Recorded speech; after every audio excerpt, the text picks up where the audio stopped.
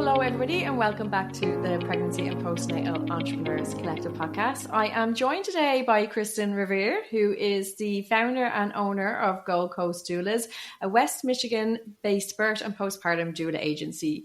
With years of experience, Kristin is passionate about supporting families through pregnancy, childbirth and early parenthood. She's also a certified speaker and advocate, having presented at many conferences such as DoulaCon and the NASDAQ Entrepreneurial Center.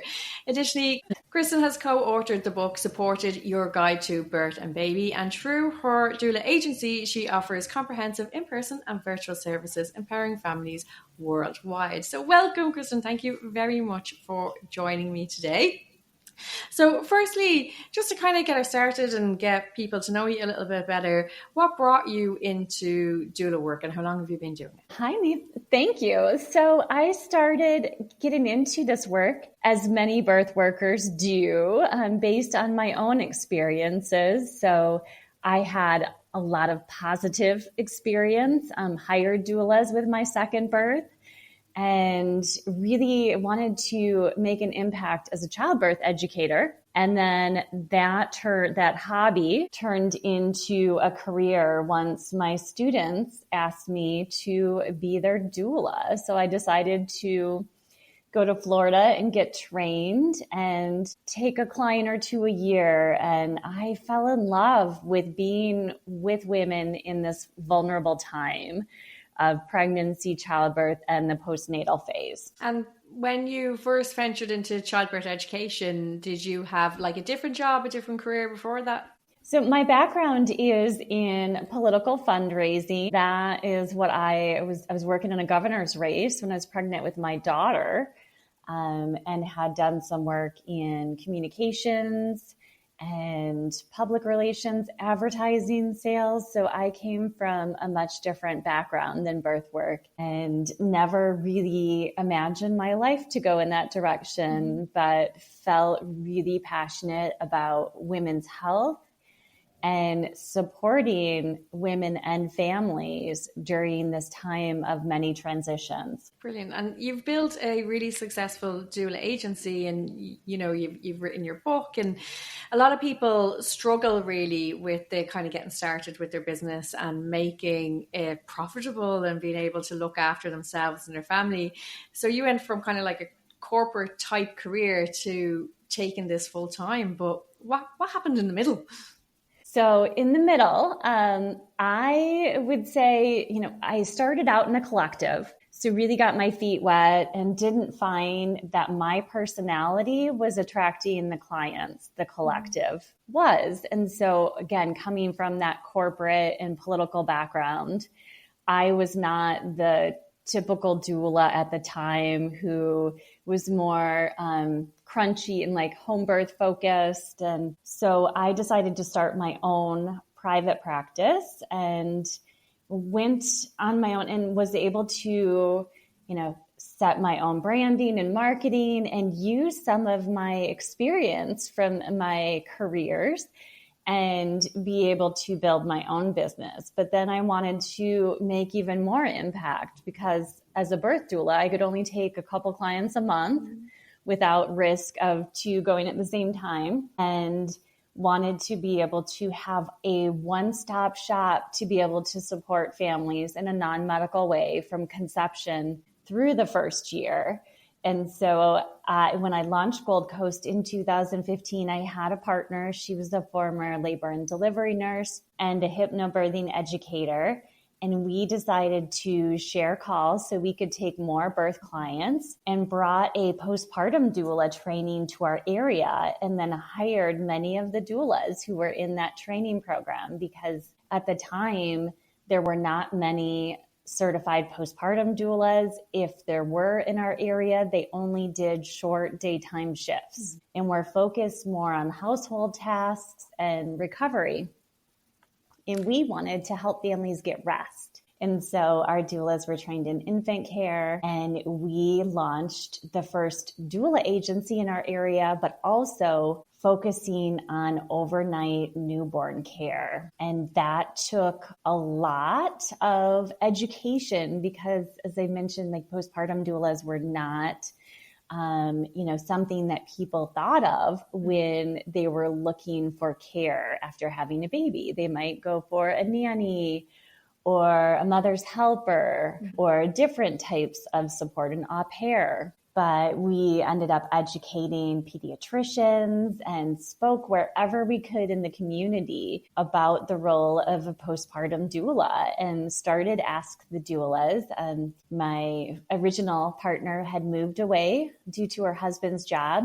And so I brought on a new partner, and she's a sleep consultant and a postpartum doula. And Alyssa and I started Ask the Doulas together, the podcast, in 2017 as a way to further educate on not only the role of a postpartum doula, but of all of the professionals in the birth and baby space. And at the time we started the podcast, our interviews were in person. So we'd bring in a car seat safety technician, a pediatric dentist, and would be able to not only educate our clients, but further relationships with those important professionals working in the space. Absolutely. Networking is one of my favorite tips to give people. And there is so much in that part of the story that you've told us already that I want to get more from you. So I'll go back as far as I can, in particular where you said about how you felt that your personality didn't match with the collective of doulas that you had joined. And then in taking that really brave move to then go out on your own to do that.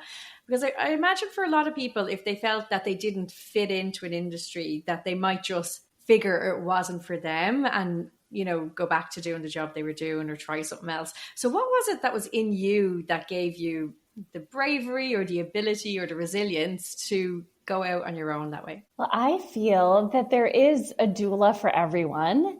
And that at this stage, we are so needed in the hospital space. I love attending home births, but I found that having gone through a preeclampsia, having a NICU daughter, an induction with my first, and, having to change providers to get the support I needed and advocate for myself, that really the support of a birth and postpartum doula can be for anyone, regardless of parenting style, feeding choices, and where they choose to deliver and who they choose as their provider. A doula is there as judgment-free support.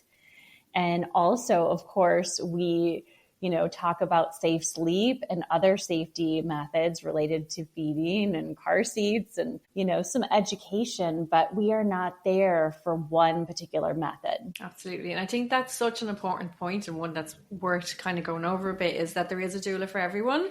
And, some of your clients, I'm sure, wouldn't have been attracted to some of the doulas from your previous collective because they might have a different type of personality type that would be more in line with yours. Exactly. And so, of course, it's all about knowing who's in your community. And I will, if I'm not the perfect doula and if my agency doesn't have the perfect doula, then I know other doulas to refer and related practitioners. So midwives and OBs and all of the different support team members. So you talked as well about how when you were birth doulaing, it became quite obvious that you can't do it all on your own, as you can't help as many people that you wanted to help. So you brought in someone into a partnership and you worked on call together. How long did that go on for before you decided to take in more? So yes. So my original birth partner and we shared call for a couple of years until she moved. And I have doulas on my team who still prefer to work in that partner method. So there'll be 2 doulas working with a family. 1 doula attends the birth, but I also have birth doulas on my team who choose to work in a solo basis. So there again is a doula or team approach for everyone based on their needs. And with the day and overnight postpartum doula team members at Gold Coast, we have some families that want 1 doula and, whether that's daytime or overnight care. and others that are comfortable, especially if they want a lot of support, with having 10 of our doulas in and out of their home if they want both daytime and overnight, and say they have twins or triplets, then they're comfortable with our approach and the way our team communicates and the way that I, hire the subcontractors that work for me, the background checks and the fact that they're all certified and have, liability insurance, for example, makes them feel comfortable, because it's an intimate experience to hire, whether it's a birth doula or a postpartum doula, and to trust someone in your home when you're sleeping is certainly something that is, I take very seriously, is, the work I do into assembling our team. And I think that's something that people, it's not that they don't consider, but maybe they just don't think about it enough. And I've definitely had conversations about this with some of my coaching clients around how we're asking people to invite us into a very, very special space in their lives, whether that's their birth room or with their new little baby, or as you said, if they're asleep, like that's a very intimate space. And it's really important that the clients get something from us, as in they understand that trust part that you're talking about around sort of liability insurance, and that people are trained properly, and also that they get to know the person a little bit and have an understanding of who they are as a human being before they invite them into that space. 100%. So it's not only a match in background and training, but also personality. Even if you're sleeping and not really interacting with that doula, to know that you get along and that you trust them and you can ask them questions and get resources, whether it's a mental health therapist, a physical therapist, and be able to, interview them is important before working with them. Absolutely. And, I imagine setting up an agency, there's a lot of practicalities involved in that. So around legal and documents and systems and contracts. So what was it like going through that process of getting it set up? Yes. So as someone who had worked in business and marketing, I was excited about creating the brand for the agency, but wanted things to be perfect. And we did a publicity campaign where we went to every city that we serve, because we're up and down Lake Michigan, and had a tour. And so I wanted the website to be perfect. Our photography, I wanted a big enough team at the launch to create a splash. But that was 6 months of behind the scenes, no one really knowing what was up other than some clients, because my former business partner and I, we were operating solo businesses. So as individual clients were hiring us, we talked about that model and started sharing call and trialing it. So we had that going for us, but I would have launched earlier in hindsight and not been perfect, rather than waiting 6 months for the big splashy release of this is the day the website's live. We're, hitting the first city, and we did get a lot of media from it. But sometimes it's good to start scrappy and not be perfect. That's what I was going to ask you. You've answered it. What would you have done differently? And done is better than perfect is something that we say all the time. Get it out there, start, and then you can see where it comes from that. Is there any other kind of things you would change, or even the positives of how you did things? Yeah. So other than, starting sooner, I think that the focus back then was so much of the referrals. And I would have spent a bit more on paid advertising than creating. We did all of, the business cards and put rat cards out in all of the places, baby stores, bookstores, places that would take our materials. But I would have invested earlier in paid search or paid ads rather than focusing more on print materials. Now, at this stage in your business, what do you think about print materials? Is it something you use at all or not at all? I still use them. So we still have flyers and rat cards and business cards. I don't print the quantity I used to. And in fact, when I launched Gold Coast, we would have a welcome packet that I would personally mail out to every inquiry with a letter and all of our flyers and my business card. And so that was time consuming and expensive, but it was also a way to separate ourselves from our competitors. So now we have a virtual welcome packet with that same information that gets emailed out to all of our potential clients. And so that certainly, is more affordable, but is also better for the environment to avoid, printing. And so, I would say it's still important if you're doing expos or in-person events, or if you are doing giveaways like swag bags in classes or presentations, it's good to still have printed materials, but it depends on the focus of your business, who you're reaching, where you are geographically. And I still have flyers in baby stores and places. So it's a mix, but certainly so much more has gone online, and social media is bigger than it was when I launched Gold Coast Doulas. And in this journey that you've had, what would you say has been the biggest challenges and maybe how you overcame them? Certainly the pandemic and navigating that, pivoting to virtual services from in-person, and, still being able to keep our office space and afford that when things changed. I was fortunate as a birth doula to be in a state where doulas were considered essential workers by our governor. So we had about a week where we were not able to work in hospitals and stayed home. But then I was back at work and was able to work with clients. But the postpartum end of our business ended up suffering because, of course, people were not comfortable having doulas in their home. And, in this time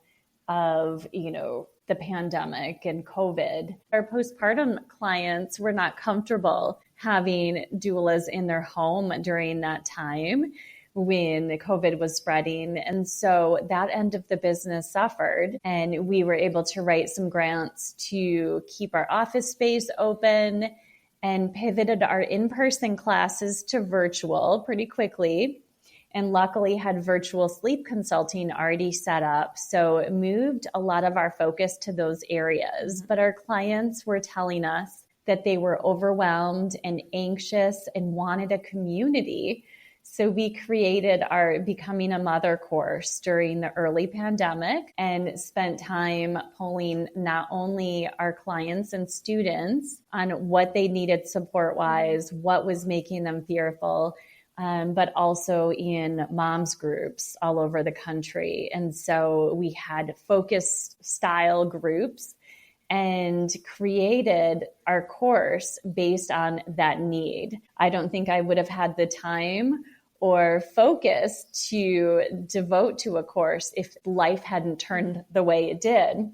And that course then led to our book, Supported Your Guide to Birth and Baby. So all of the modules in the course are chapters in the book. Fabulous. And did you write the book during the pandemic as well? So we wrote the course and the workbook during the pandemic. And I had an idea for a book when I had my solo practice, so many years before I started Gold Coast. So I had client stories pre-approved, had a lactation consultant and pediatrician, so a lot of a mental health therapist. So a lot of the contributors to the book were part of a completely different book idea that never came to fruition. And I'm so thankful that I held off, because I feel like this guide to birth and baby speaks to a larger group than my original concept would have. And how did you find the whole process of putting together the book, getting it published? I just want to quickly tell you about something that'll make your life a whole lot easier if content creation is doing your head in lately. It's called the Birthworker's Easy Content Plan, and honestly, it does exactly what it says on the tin. It's a free resource I created for birth workers like you who want to grow their businesses without the faff of wondering what to post, getting stuck staring at a blank screen, or spending hours on content that leads nowhere. You'll get a simple structure, done for you prompts, and examples that actually make sense for your work. So if you've been feeling a bit meh about marketing, go grab the Birthworker's Easy Content Plan now. It's completely free for a limited time. The link's in the show notes. It was not at all the glamorous version of the world as an author that I imagined. And part of it is I did not hire an agent. So I wrote proposals and shopped the book out to publishers on my own and found a small press publisher that focuses mainly on breastfeeding and educational books. And so they really resonated with our concept. And I knew that not going with one of the big 5 publishers and making the choice to go small would mean I didn't have a PR team behind me.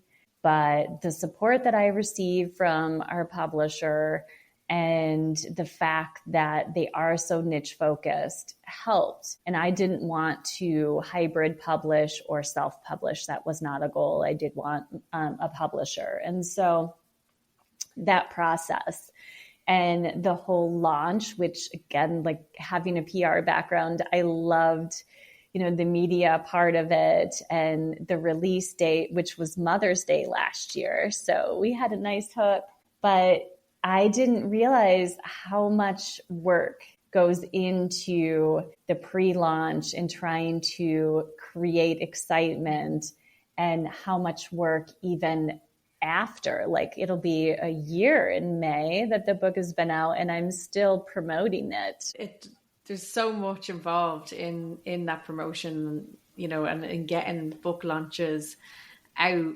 Did you feel that you took on more than you anticipated, or did that excitement carry you through? So I, having been a journalism major in school, had always wanted to be a published author. So that part was great, having a co-author who specializes in things that I do not. So Alyssa being a sleep consultant and being able to write that chapter. I'm a birth doula. She's not. We're both postpartum doulas and newborn care specialists. So having someone with a different perspective, but also having our voices, blend well together in a book was also, a challenge for our editors. Mm-hmm. And we ended up recording the audio version ourselves. So we did not hire experts to do it. So that process of recording the book was a little bit different than I imagined. It's so much work. I give voice actors a lot of credit. Long days. Oh my goodness. I can't even imagine, even recording the podcast takes so much effort and editing. So I can't imagine what it's like to record and edit a whole book. Yeah, but you're speaking, to professionals in the space. So my advice is a book can create authority and interest and expand geographically the way a doula agency like my own does not enable me to. And having a podcast like yours, again, just increases your visibility and your ways of connecting. So considering what makes you passionate, is it blogging? If you're not one to take the time and, financial cost of having a podcast or, writing a book, maybe there are other ways that you can increase your authority. Absolutely. And I do think you're right there in people finding their own way of what suits them, whether if it's someone who likes talking, they might do a podcast or a YouTube channel. If it's someone who prefers writing, they might do the blog or the book. But it is really important that people do something. Yes. And I find that a lot of kind of birth workers, obviously we come into this work because we're passionate about helping families and about the care of newborns and the support that people really, really need. And that most of us don't come from a business background or have any kind of PR sort of behind us. So we either have to learn it as we go along or we don't. And then the business doesn't evolve. So from your own experience in your previous work and in everything that you've learned over the last 12 years, what are some of the tips that you would give people who are maybe either starting out or who have been plugging away for a while, they're really not getting the momentum and seeing as many clients as they'd like to? Hire experts, whether it's a social media manager, an accountant, a bookkeeper. Look at your time being valuable. And I still am in the thick of it. I still teach and work with clients. I've greatly reduced my client load, but I'm still doing some $25 an hour tasks that I could hire out. But the majority of my time is spent in the visionary owner seat. And so I am doing the job role that I love most, which is interacting with clients, the doulas on my team. And so I'm not doing every single social media post. I have an editor for my podcast and different virtual assistants and a marketing VA that helps me create my marketing plan and execute the vision because our time is limited. So think about those tasks that you could hire out, whether you have a part-time employee or you hire virtual assistants or a marketing or SEO firm, for example. I am all about bringing on experts that can help you grow further than you can on your own. And how long were you in business before you got somebody in to help with those type of things? I would say as far as the larger role for virtual assistants, that has only been about 3 years in the business. But I did hire a website content creator, and I hired firms to design some of our materials and an SEO agency right away. So, and have always had an accountant and bookkeeper. So those things have been with me from the start, is investing in other experts, but having a team member that is there. Like I have a scheduler for our postpartum doula shifts, and that's been several years as well. So that is key to giving me more time to grow the business, because scheduling can take so much time. Absolutely. And I think, you mentioned around the kind of value in your time and the tasks that we do. And for most of the people who are listening, the work they want to do is the client work. You know what I mean? They want to be with woman or with mom and baby. And that's where most people will feel their value is. But yet when they're solo entrepreneurs, they also have to be, the marketing also has to be done, the website has to be done, the social media has to be done, the books have to be done. So it is really valuable to get people in to support you with those things so you can do the work that you want to do and that you're best at. 100%.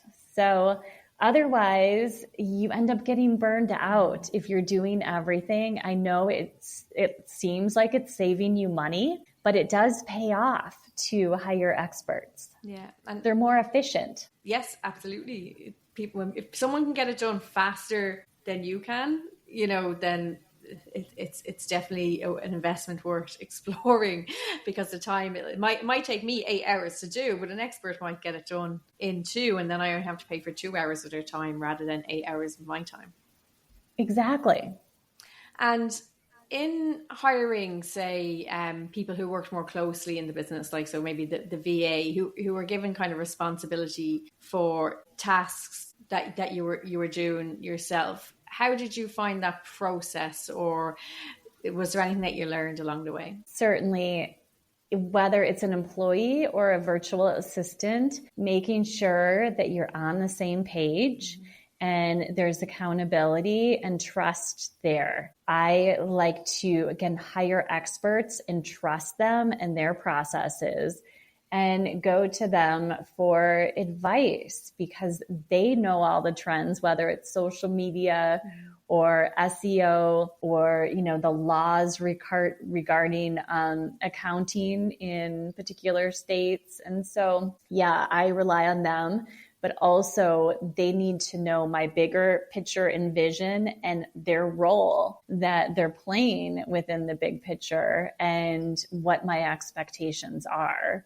And if it's not working out, then, it's time to move on. Absolutely. And we've talked kind of around your journey and some of the practical business end of things.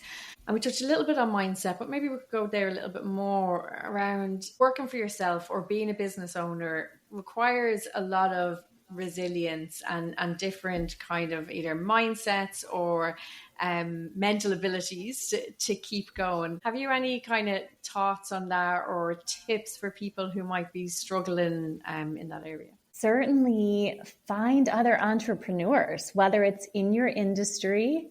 And I mean, some of your cohorts, you are creating that connection and support for each other. And so I would say find other people. Your friends who work in corporate America or who work in healthcare may not be interested in your struggles as an entrepreneur, but entrepreneurs light each other up. We have this passion and fire and experience that is quite unique in that we wear so many hats.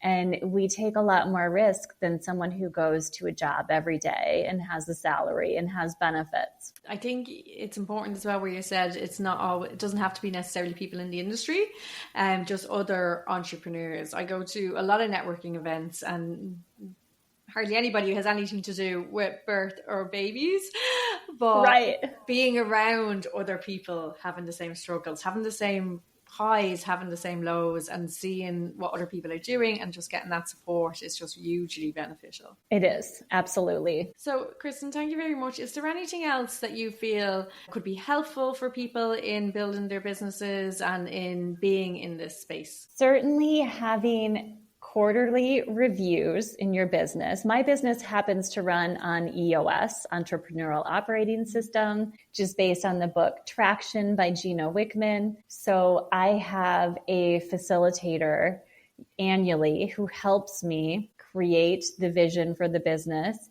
And then quarterly, I meet with my team and we set goals and figure out what is important in that 90-day window that we need to achieve to then look at what our 1-year goal is for growth, what the 3, 5, 10-year. So it's not only important to do annual planning, but to think about quarterly planning and visioning for your business. And again, you can look at budgets and all messaging, all of the things. But I find that I do better working in smaller windows than saying, I want to hit $5 million in 2 years, for example. Absolutely. I think breaking it down can feel in one way much more achievable, but also it keeps the focus. Whereas if we only do long-term goals with nothing in between, it's easy to even forget that we thought about it. Exactly. Well, listen, thank you very much for joining me today. It's been absolutely lovely talking to you and getting to know you better. And for everyone listening, thank you for joining us, and we will be back with you next week. Bye. Bye, Neve. Thank you.